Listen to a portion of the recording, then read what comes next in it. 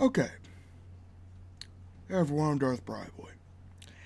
And as you all know, one of my greatest enemies on this platform is the white supremacist, who has rebranded himself recently as the white nationalist. Because nationalism sounds better than supremacy. Let's keep it real.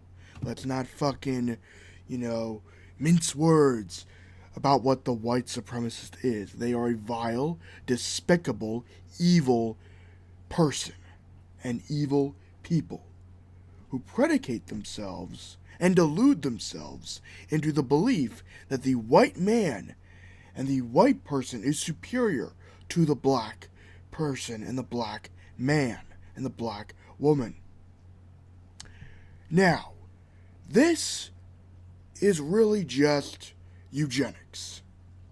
Race realism, when you break it down, is just a new way of branding fucking eugenics.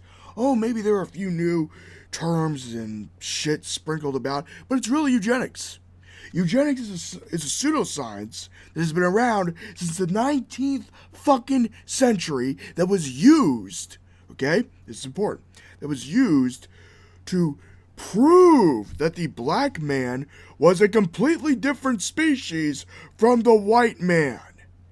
This is shit that actually existed, and some people thought were scientifically provable, and they believed it. Because, oh, it's a science. Don't question it. Don't question if it's a science. Now, where am I getting this data from? A lovely little book called Race and IQ from 1975. What I like about this is that it has a little chapter in it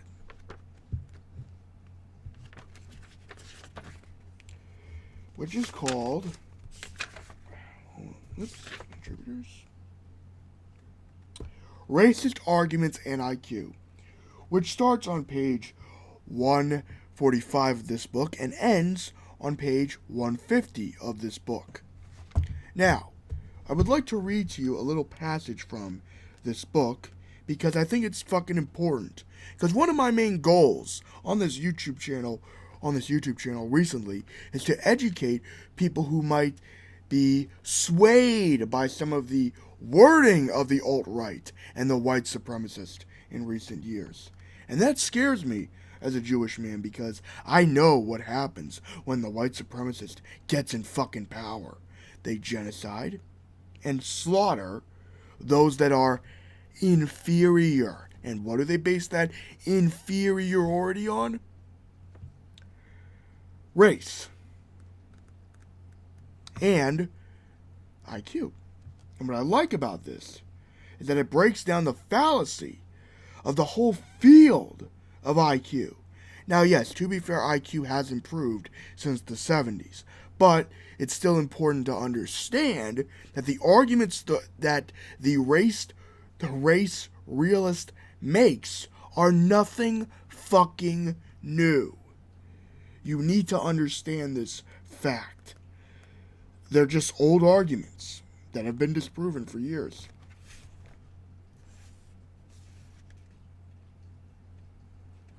Alright. Louis Agist, and this is from chapter 9 of the book, by the way, the greatest biologist of the mid-19th century America, argued that God had created blacks and whites as separate species. The defenders of slavery took much comfort from this assertion, for biblical prescriptions of charity and equality did not have to extend across a species boundary. What can an abolitionist say? Science has shown its cold and dispassionate light upon the subject. Christian hope and sentimentality could not refute it. During the Spanish-American War, a great debate raged over whether we had the right to annex the Philippines. Imperialists, again, took comfort from science, for social Darwinism proclaimed a hierarchy in racial ability. When anti-imperialists cited Henry Clay's contention that God would not create a race incapable of self-government, Rev. Josiah Strong answered Clay's contention was formed before modern science. God, I love. Back to reading. No, I lost my place. Fuck.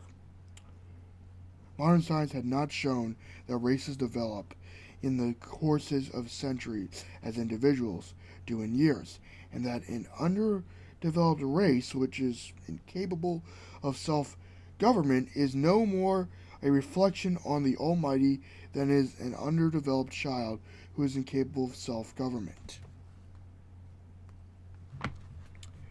I cite these examples not merely because they expose science at its most ridiculous, but because they illustrate a far more important point.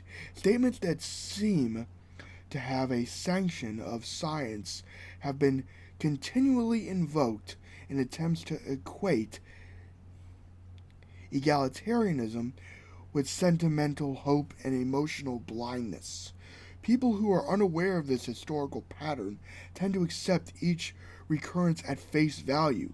That is, they assure each other such statement arises from the quote-unquote data actually presented rather than from the social conditions that truly inspire it. We have never, I shall argue, had any hard data on genetically based differences in intelligence among human groups. Speculation, however, has never let data stand in its way, and when men in power need such an assertion to justify their actions, there will always be scientists available to supply it. The racist arguments of the 19th century were primarily based on cranium.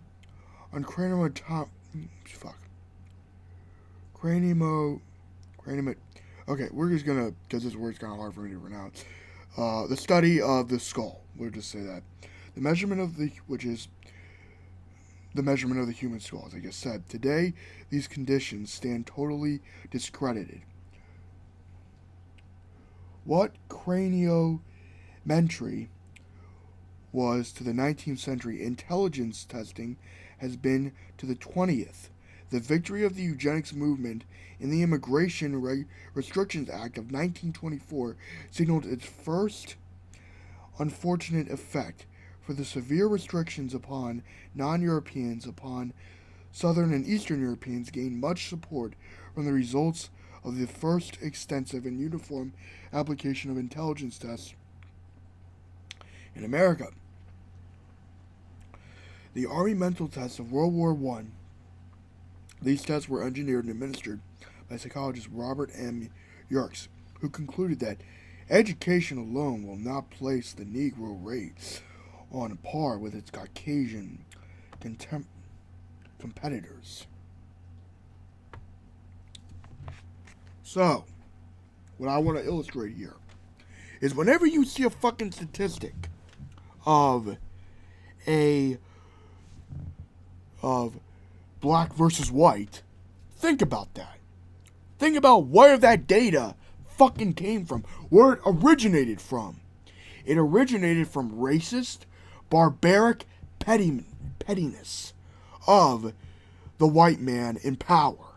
The white man in power always wants to screw over the minority because they're afraid once the minority becomes educated that they will fend for themselves and overthrow the white man in power. All who gain power are afraid to lose it, my friends. Eugenics and race realism are no different. They are merely instruments of said evil and pseudoscience. As we can see here, also, I would like to point out that this chapter does go more in depth about breaking down IQ as a whole, but I would also say that the book itself, that's the whole fucking point of the damn book. It's to break down the myth of race and intelligence, to discredit and destroy the eugenicists' argument. And this is what we need to realize here, people. Eugenics is racist. Eugenics started here in the United States. Eugenics is what the foundation of the Nazis was based on. And I know the alt-right and the white supremacists don't give a damn about that fact because they embrace that foolishness of the white man being superior, because they had scientists create intelligence tests and fake and create pseudoscience to justify their inferiority, to be blunt. I mean, when you really think about it, if you're really intelligent, why would you want to discredit an entire group of people, an entire race of people, to the point where you would call them, where you would state such ignorance as the white man and the black man are two different species? What the fuck? So, that's just my rant for today. Had to get it off my chest. Because I'm tired of the alt-right. I'm tired of Richard Spencer. I'm tired of the Mercers. I'm tired of the Koch brothers. I'm tired of all these fucking white supremacist assholes funneling money to the Republican Party and implementing racist and Confederate policies and rewording it in ways that won't offend the masses. Because here's the thing about the alt-right, and what they have done is absolutely clever. They have taken the arguments of the eugenicist and reworded it in a way where it's not as offensive as it could be. All you need to do, this is just how evil works in general. Find a person that feels helpless, whether by economic or racial circumstances, manipulate them to an extremist ideology, and they eat that shit up. Because Unfortunately, they're that petty. But I would also like to say that they can be redeemed, that they can be helped. If they're young enough, they're my age, they can be saved from implementing such vileness. You can prevent another Dylan Roof if you educate the white supremacist. Now, yes, the white supremacist is a stubborn piece of shit, but they can be saved through reason, through education. They need to be educated. If not, then they must be called out and they must be attacked tooth and nail. They must be shown no mercy. And I'll tell you why. Because they showed no mercy to the minorities. They showed no mercy to the Jews. They showed no mercy to the black man. They dehumanized the black man. They genocided the Native American. Anyway, I'm sure there's going to be another segment of this video, but I'll do it when I can. Anyway, peace. I'm out. I gotta go to fucking sleep because I gotta get this off my chest.